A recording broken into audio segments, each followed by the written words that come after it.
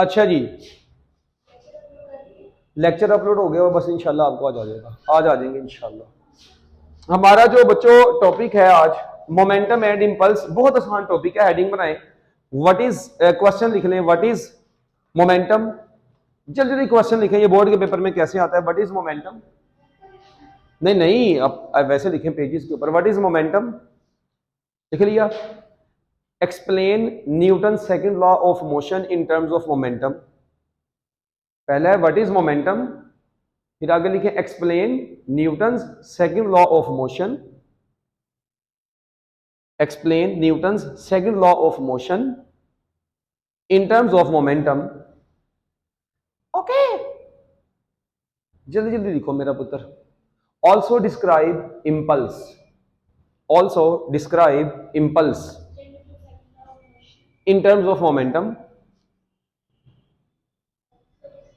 also describe impulse।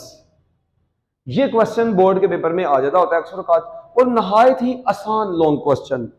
ठीक है, चलें हम स्टार्ट करते हैं सबसे पहले मोमेंटम से। मोमेंटम क्या होता है, किसी भी बॉडी में जो मोशन की क्वांटिटी होती है उसको हम उसका मोमेंटम बोलते हैं। क्या बोला मैं, quantity of motion in a body is called momentum. किसी भी बॉडी में जो क्वांटिटी ऑफ मोशन होती है उसको हम मोमेंटम बोलते हैं। क्वांटिटी ऑफ मोशन दो चीजों पे डिपेंड करती है किसी भी बॉडी की, उसके मास और उसकी वेलोसिटी के ऊपर। किसके ऊपर डिपेंड करती है, तो लिखें it is equal to product of, it is equal to product of mass and, बोलो बोलो बोलो, mass and velocity of the body।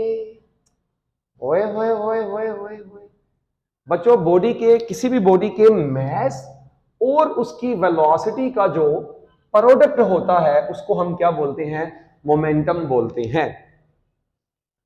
Momentum को फिजिक्स की मार्केट में हम P से रिप्रेजेंट करते हैं, और ये बराबर होता है mass इनटू वेलोसिटी। क्योंकि वेलोसिटी एक वेक्टर क्वांटिटी है, इसीलिए मोमेंटम भी एक वेक्टर क्वांटिटी है। Momentum is a vector quantity. Momentum बच्चों कौन सी क्वांटिटी, वेक्टर क्वांटिटी। अच्छा, मैस स्केलर है, वेलोसिटी वेक्टर है, तो जब भी स्केलर चीज के साथ वेक्टर मल्टीप्लाई होती है ना तो आंसर में वेक्टर ही मिलता है।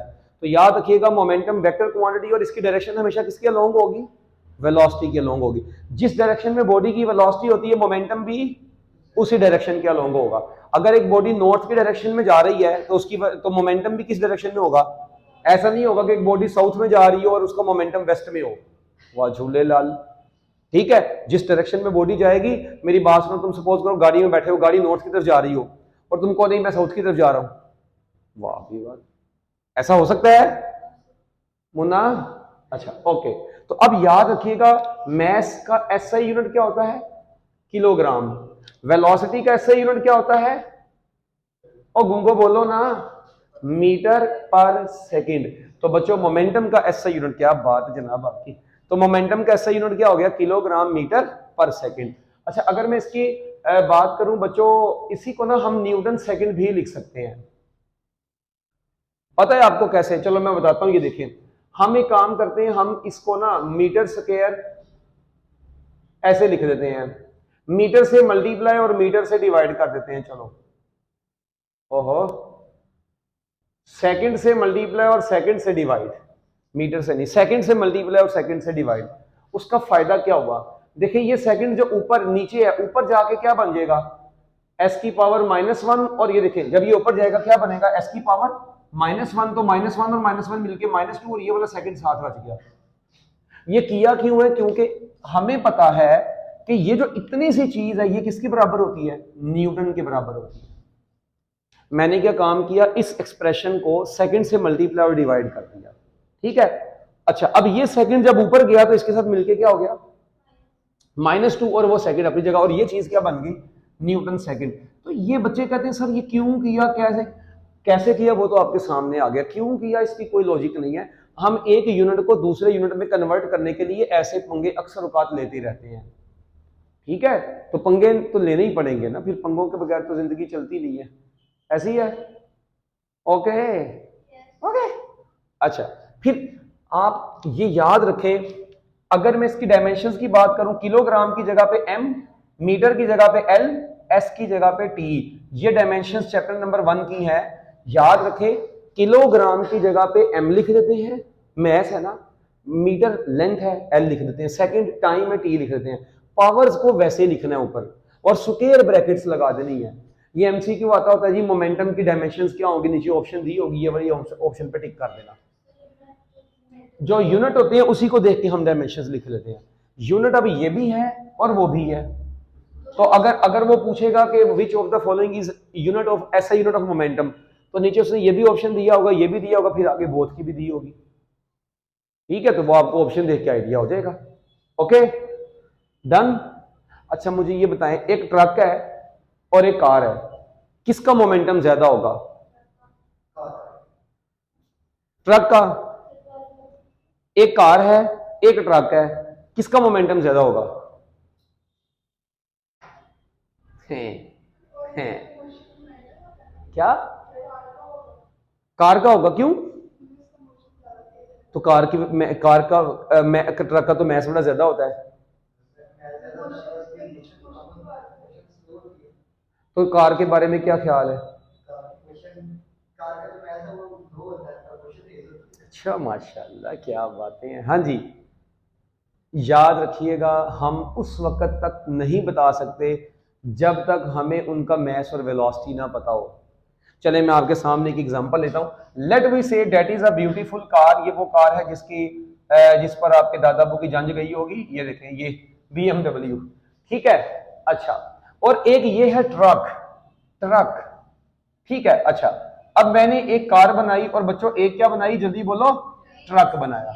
अच्छा सॉरी सॉरी, ये CMW है, ये BMW है, ठीक है। वो छोटे मुंह वाली, ये बड़े मुंह वाली।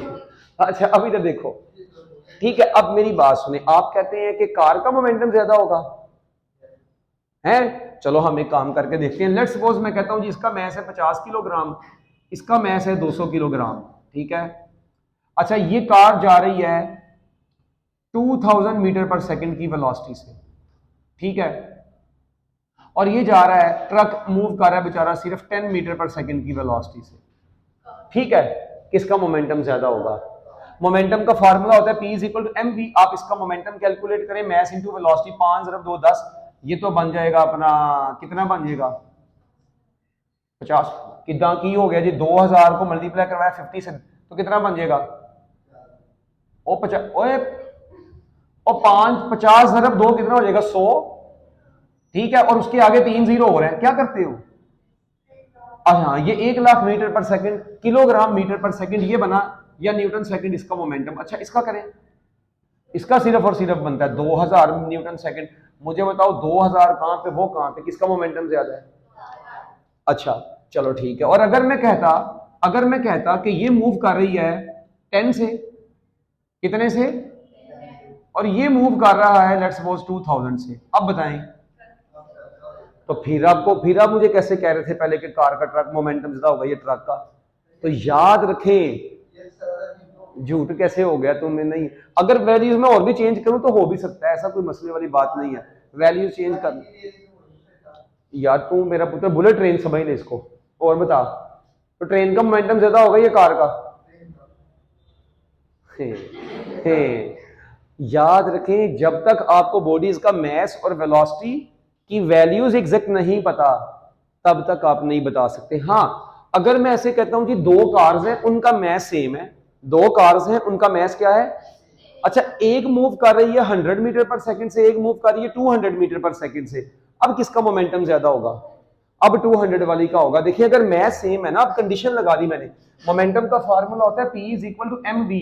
अब मैं कंडीशन लगा रहा हूं कि दोनों का मैस सेम है, अगर मैस सेम होगा तो फिर पता चल रहा है कि मोमेंटम का v के साथ डायरेक्ट रिलेशन है, इसका मतलब जिसकी वेलोसिटी ज्यादा उसका मोमेंटम ज्यादा होगा।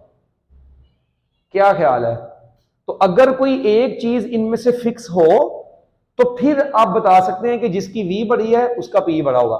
लेट्स सपोज मैं कहता हूं कार और ट्रक दोनों सेम वेलोसिटी से जा रहे हैं, अब किसका मोमेंटम ज्यादा होगा? A car and truck both are moving with same velocity, ठीक है, which will have greater momentum. अब ऑब्वियसली बात है भाई, अगर उनकी वेलोसिटी सेम है तो अब मोमेंटम उसका ज्यादा होगा जिसका मैस ज्यादा होगा, तो अब ट्रक का मैस मोमेंटम ज्यादा होगा, खत्म बात। तो अगर मैं आपको ये कहता truck and car both are moving with same velocity, तब आपने मुझे कहना था क्या भला कि ट्रक का मोमेंटम ज्यादा होगा किससे, कार से, तब आप 100% श्योरिटी से कहेंगे। नहीं समझ आई? इसी तरह एक इलेक्ट्रॉन है और एक प्रोटॉन है, दोनों सेम वेलोसिटी से जा रहे हैं, किसका मोमेंटम ज्यादा होगा? एक प्रोटॉन है और एक इलेक्ट्रॉन है, दोनों सेम वेलोसिटी से जा रहे हैं, किसका मोमेंटम ज्यादा होगा?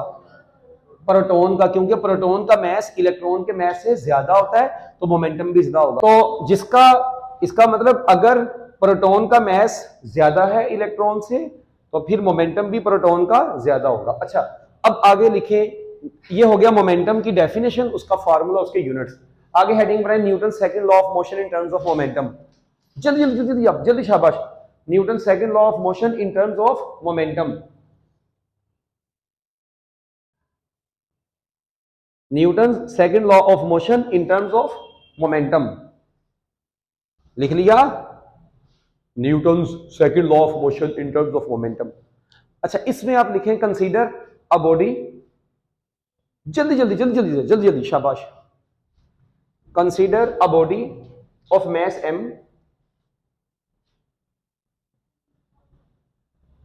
Consider a body of mass m, हाँ छोटा m, is moving with initial velocity vi, is moving with initial velocity vi.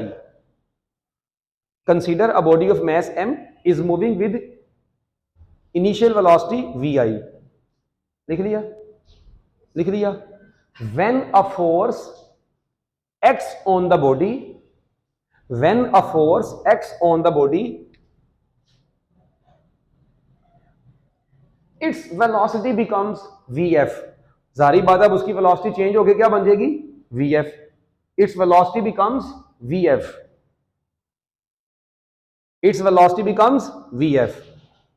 Okay, due to this change in velocity, due to this change in velocity, due to this change in velocity, जो velocity initial से क्या हुई है, final हुई है, due to this change in velocity acceleration is produced, an acceleration is produced which is given by, लो जी, acceleration का फार्मूला क्या होता है, जल्दी बताएं, Newton second law of motion से आप पढ़ते हैं, a is equal to F over M, इसको 1 का नाम दे दे। ऑल्सो एक और फार्मूला भी तो आपने एक्सेलरेशन का पढ़ा हुआ है, V F minus V I divided by T. बताओ, ये दोनों फार्मूलाज पढ़े हुए हैं एक्सेलरेशन के कि नहीं? इतने इतने होते थे, अभी भी उतने की हो पढ़े थे कि नहीं? ओ गो। अच्छा, अगर मैं इन दोनों इक्वेशंस को इक्वेट कर दूं, क्या कर दूं? तो फ्रॉम इक्वेशन नंबर 1 एंड 2, अगर लेफ्ट साइड सेम हो तो आपको पता है राइट साइड भी क्या हो जाती है। तो चलो जरा मुझे बताओ, अगर दोनों साइडों को इक्वल कर देंगे तो एफ ओवर एम किसके बराबर आएगा, जल्दी बताओ?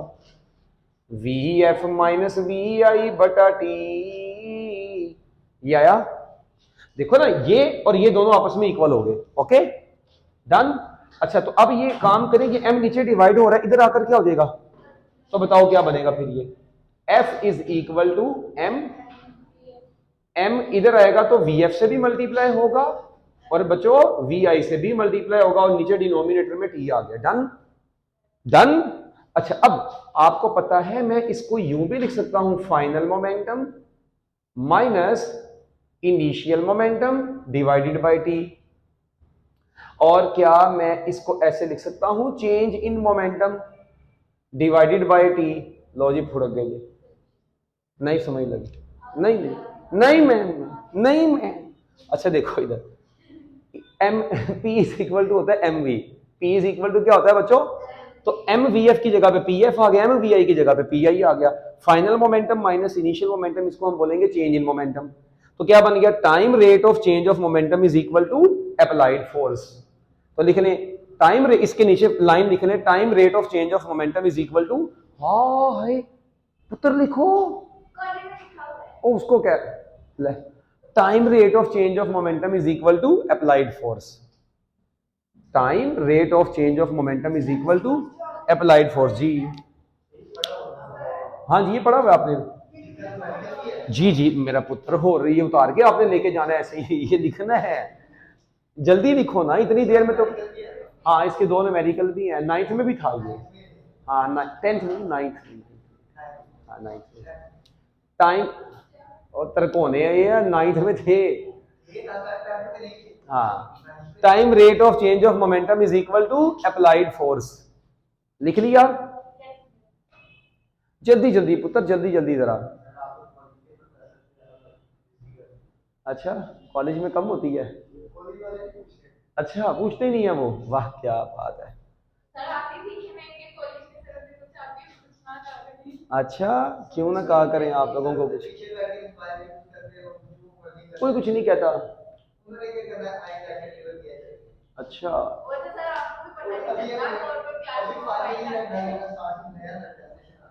अच्छा चलो कोई नहीं, खैर है, वो असल में उनको पता है ना कि इनको समझाया भी तो कोई फायदा नहीं है।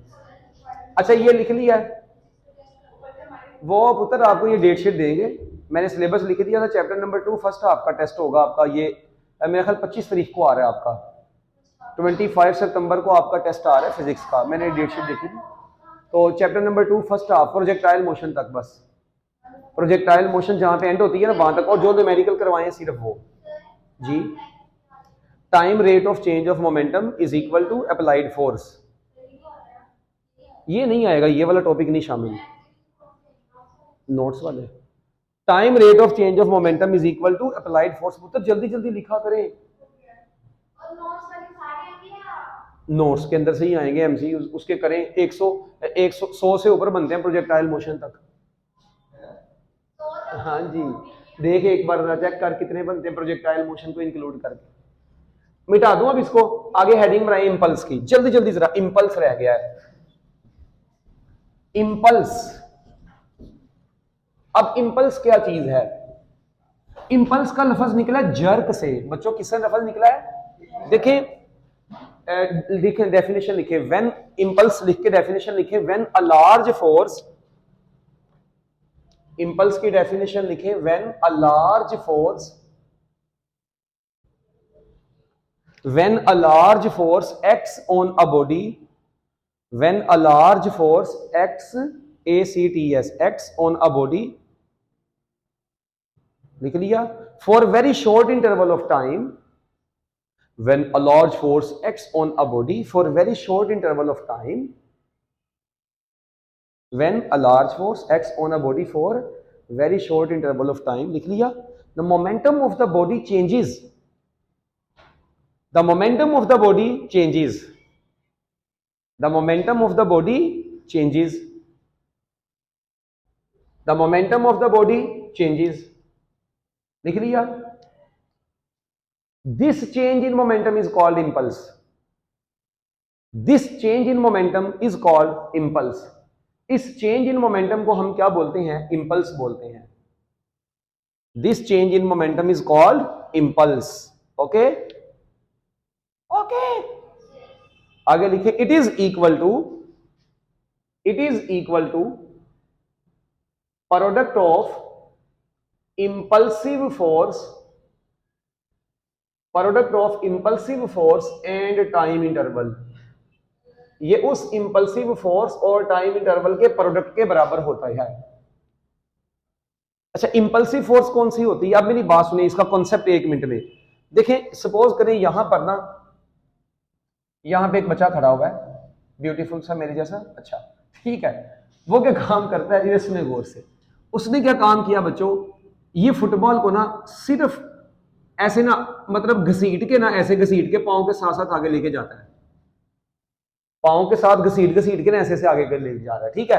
अच्छा एक बच्चा आया, वो कहता नहीं जी सर जी ना, ऐसे नहीं, इतनी शराफत से नहीं इसको मारना, उसने मारा, इसको रॉकेट ठुड्डा, ये जाज के मुंह, ये जाके वो गिरा। इन दोनों में क्या फर्क है? इसने जो फोर्स लगाई है ना फुटबॉल के ऊपर, वो कंटिन्यूसली लगा रहा है, मतलब वो उसका टाइम इंटरवल छोटा नहीं है, वो फोर्स लगातार एक टाइम के साथ साथ जा रही है, और फोर्स भी बहुत लार्ज नहीं है, तो ना तो ये फोर्स लार्ज है और ना ही ये टाइम इंटरवल स्मॉल है। मगर इधर क्या हो रहा है बताएं, लार्ज फोर्स लग रही है। और देखिए मेरी बात सुनिए, फुटबॉल को ठुड्डा मारते कभी देखा हो, ठुड्डा भी साथ ही जा रहा हो माशाल्लाह उधर के कभी हुआ है ऐसा? तो वो आपका टाइम इंटरवल इसके साथ हिट करने का टाइम बड़ा स्मॉल होता है। इसका हिट करने का टाइम क्या होता है बड़ा। तो जब लार्ज फोर्स स्मॉल टाइम के लिए लगी तो उस बेचारे फुटबॉल की दुनिया नहीं बदल गई, वो ब्रूस के मुंह वाला जमीन से आसमान में गया। तो ये चीज इंपल्स होती है। That thing is not impulse. तो इसलिए मैंने बोला जब किसी बॉडी के ऊपर लार्ज फोर्स लगे और थोड़े से टाइम के लिए लगे, थोड़े से टाइम के लिए लार्ज फोर्स लगे, देन इंपल्स पैदा होता है। देखो सपोज को तुम्हारा दोस्त तुम्हारे गर्दन के ऊपर चपेट हल्का सा हाथ रख के तुम्हें घसीट के आगे लेके जाता है, दैट इज नॉट इंपल्स। रख के चंड मारी ठा, लार्ज फोर्स थोड़े से टाइम के लिए, तुम्हें एकदम गुस्से में आ जाओगे, तुम कहेगा इधर तेरी ऐसी तेरी फड़ी नजर। ठीक है, तो ये चीज है इंपल्स। समझ आ गई बात? तो इंपल्स के लिए दो कंडीशन, फोर्स क्या होनी चाहिए, लार्ज, उस लार्ज फोर्स को बोलते हैं इंपल्सिव फोर्स। और टाइम इंटरवल क्या होना चाहिए, शॉर्ट टाइम इंटरवल होना चाहिए। डन हो गया। अच्छा अब ये इसका फार्मूला क्या होगा देखें, अभी हमने ये बात पढ़ी थी F is equal to M V F minus M V I over T, ये पढ़ी थी। अच्छा ये टी को इधर ले आए तो F इंटू टी किसके बराबर आएगा, M V F minus M V I. डोनी ये जो देखो मुझे बताओ ये F इंटू टी, क्या ये पूरी चीज चेंज इन मोमेंटम नहीं है? और बोलो जल्दी, टाइम थोड़ा मैं इसलिए गंदी राइटिंग में दिख रहा हूं। ये चेंज इन मोमेंटम नहीं है? और इसी चेंज इन मोमेंटम को हम क्या बोलते हैं, इंपल्स बोलते हैं। तो देखिए ये इंपल्स किसके बराबर आ रहा है, जल्दी बताएं मुझे, फोर्स और टाइम के प्रोडक्ट के बराबर नहीं आ रहा। इंपल्स किसके बराबर होता है, फोर्स और टाइम के प्रोडक्ट के बराबर होता है, यही तुम्हारे बापू ने ऊपर लिखा है। अब इंपल्स को, इसका जनरल फार्मूला, इसको हम आई से रिप्रेजेंट करते हैं और ये भी एक वेक्टर क्वांटिटी है और ये एफ इंटू टी के बराबर है। तो बताओ फोर्स के यूनिट क्या होते हैं, न्यूटन, टाइम के क्या होते हैं, सेकंड। तो इसके भी ऐसे यूनिट क्या हो गए, न्यूटन सेकंड। इसका मतलब है इंपल्स के ऐसे यूनिट भी न्यूटन सेकंड होते हैं, मोमेंटम के ऐसे यूनिट भी न्यूटन सेकंड ही होते हैं। डन। मगर एक बात बताऊं, इंपल्स की डायरेक्शन किसकी डायरेक्शन में होगी, फोर्स की डायरेक्शन में, जबकि मोमेंटम की डायरेक्शन किसकी डायरेक्शन में होगी, वेलोसिटी की डायरेक्शन में। ये एक मेन डिफरेंस भी आपने याद रखना है। Momentum is always in the direction of, जबकि impulse is always in the direction of force.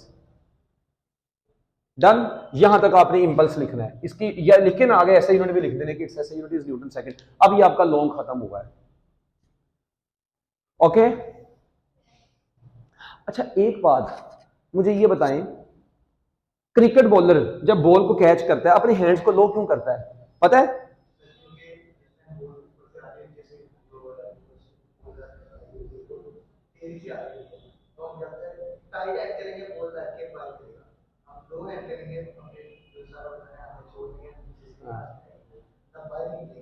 ठीक है, ये तो तूने लगा लिया अपना गैस।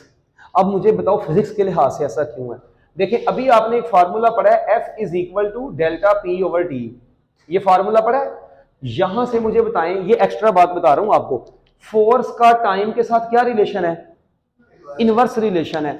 तो मेरी बात सुनिए, टाइम इसको बोलते हैं टाइम ऑफ कोलिजन, जितना ज्यादा होगा फोर्स का असर उतना ही कम होगा, क्योंकि फोर्स और टाइम का इनवर्स रिलेशन है। जब बॉलर बॉल को कैच करते वक्त हाथ को नीचे लेके आता है ना, तो बेसिकली वो चाहता है कि उसका टाइम ऑफ कोलिजन और बढ़ जाए। तो टाइम ऑफ कोलिजन जितना बढ़ जाएगा फोर्स का असर उतना ही कम हो जाएगा और उसके हाथ के ऊपर बॉल का फोर्स कम लगेगी। इसको चलो गोली मारो, एक और एग्जांपल देता हूं। हेलमेट पहनते हो कभी, नहीं पहनते? अच्छा आपने कैसे पहनना, ठीक है। तो मेरी बात सुने, आज वैसे अब्बा जी का घर में पहन के देख लेना, ठीक है। हेलमेट पहन के दीवार के ऊपर टिंड मारनी था और हेलमेट के बगैर टिंड मार दी है। एक काम कीजिएगा, जो दूसरा वाला काम है ना वो पहले कीजिएगा, ठीक है, फिर दूसरा करने की जरूरत नहीं पड़ेगी। अच्छा दोनों में क्या फर्क होगा, बचने के चांस किसमें है, क्यों? आपके सर पे फोर्स कम लगेगी क्योंकि हेलमेट और आपके टिंड और दीवार के दरमियान में हेलमेट आ गया और हेलमेट के अंदर जो भी मटेरियल है, फोम वगैरह लगा है, जो भी लगा है, उसकी वजह से आपका टाइम ऑफ कोलिजन क्या हो जाएगा, बढ़ जाएगा। क्योंकि जब आपकी टिंड बजेगी तो वो कंप्रेस भी तो होना है ना उसने, तो टाइम इंक्रीज करेगा, फोर्स का असर कम हो जाएगा और आप लोग महफूज रहेंगे। अच्छा अगर ये भी आपने एक्सपेरिमेंट नहीं करना, एक और कर लीजिएगा, अपने पाँव में कोई चीज नहीं पहननी और ईंट को ठुड्डा मारना रख के, हाय, ठीक है। एक काम ये करना है और एक बूट पहन के ना, अच्छी नस्ल वाले बूट पहन के, लंडे के बूट मिलते हैं बड़े जबरदस्त, ठीक है ना, वो पहन के ठुड्डा मारें, ठीक है। तो बताएं मुझे किससे बचने के चांस होंगे, बूट से। क्यों? क्योंकि उससे भी जो फॉर्म है उससे आपका टाइम ऑफ कोलिजन बढ़ जाएगा और फोर्स का असर उतना ही कम हो जाएगा। अभी 2 मिनट सब्र करें, सब बंद करो, इसको बंद करो। अच्छा, तो टाइम ऑफ कोलिजन जितना ज्यादा होगा फोर्स का असर उतना ही कम होगा। ये बात बड़ी जरूरी है जो आपने याद रखनी है। ठीक है, लो जी ये लेक्चर यहां तक फिनिश करते हैं।